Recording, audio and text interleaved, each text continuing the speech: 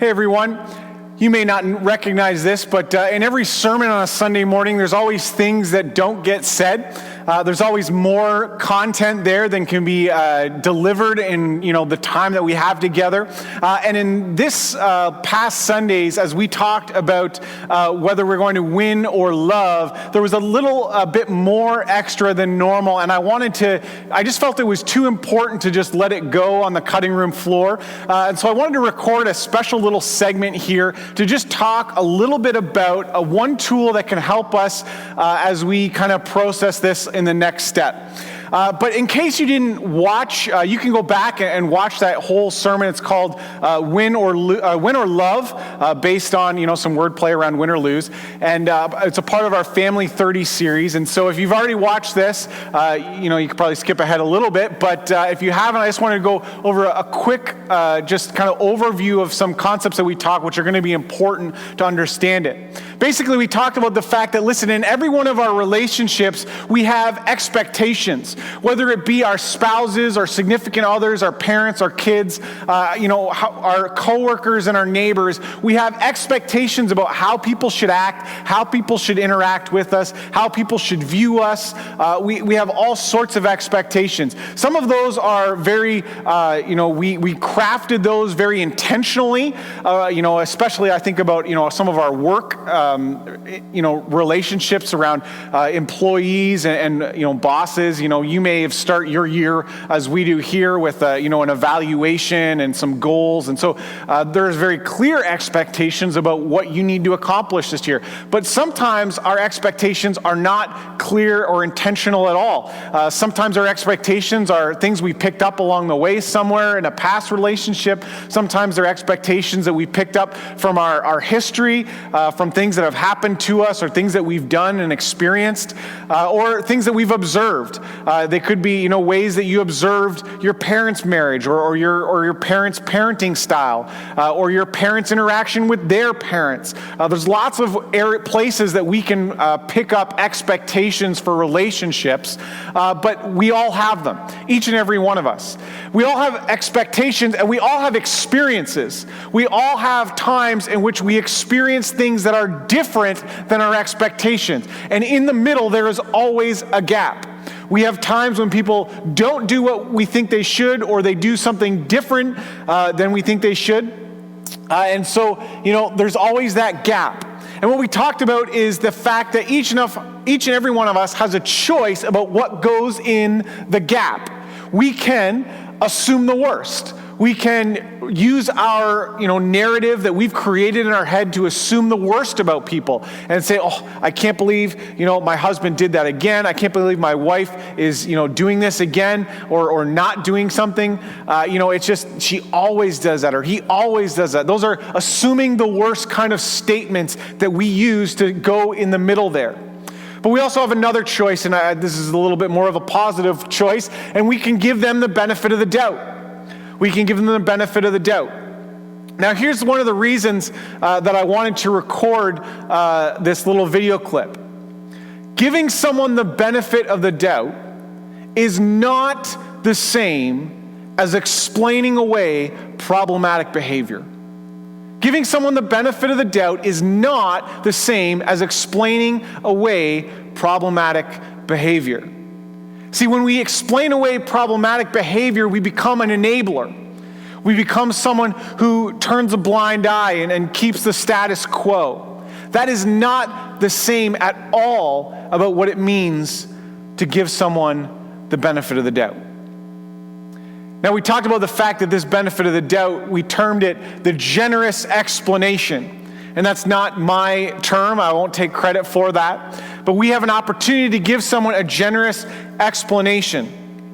And so as we talked about choosing love through giving people a generous explanation, I wanted to highlight one tool that I think can help us as we try and give people a generous explanation, or as I kind of should say, is what happens next. So we give people the benefit of the doubt, but there's still a gap between expectations and experience. So what do we do that's not going to be explaining away problematic behavior? Well, I think that simple tool is this: changing a why to a when. Changing your why to a when. See, when we have experiences that are different than our expectations, so often our reaction is a why. Why did you do that?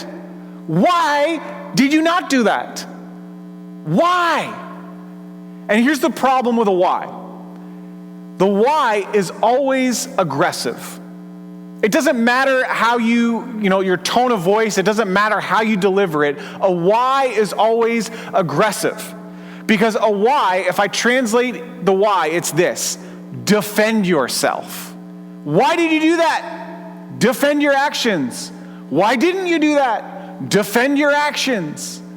And it's pretty hard to not be defensive when you're being asked to defend yourself. And so it is a bit problematic as we try and figure out the difference between experiences and expectations if we're constantly in this attack and defense mode. That's really actually very problematic for kind of getting any sort of choosing love or movement towards one another. And there's a secondary problem with the why, and that's, as it is an aggressive statement, there's going to be, again, not to overgeneralize, but there's generally two kinds of communicators. There's the aggressive ones, or actually there's three kinds. There's the aggressive ones, and when you say why, it immediately has to be met by either a retreat or a meeting your aggressiveness. So you're either inviting someone to, fight back or run and hide, both of which aren't really positive. There's the passive aggressive, which you probably aren't going to be using the why. You're just going to be, sulking around making backhanded comments, which is also problematic.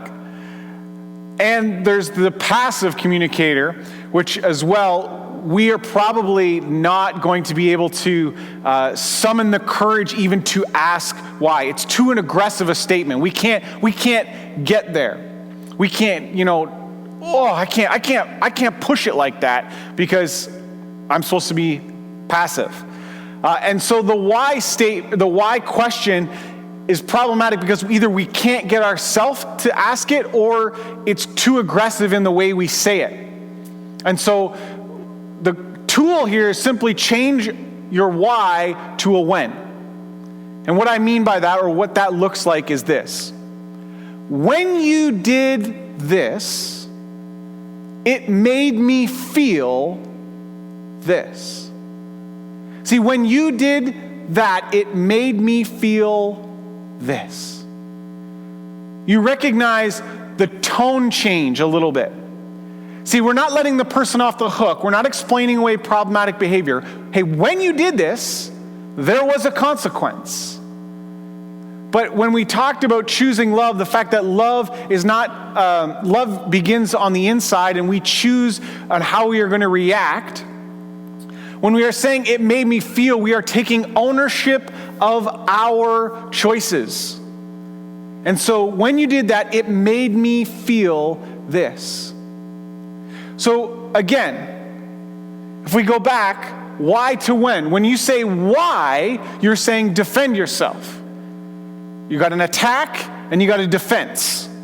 When you say when you did this, it made me feel this. Actually, what you're doing is you are inviting the person into your situation that you both can be a part of the solution. See, when you did that, it made me feel like this. So now we both get to be a part of the solution of either changing what you did or changing my reaction. When you did it, it made me feel like this. Listen, I hope that one little tool helps you as you kind of take that next step in unpacking this generous explanation and how you're going to manage when experiences fall short of expectations. Have a great one. Bye.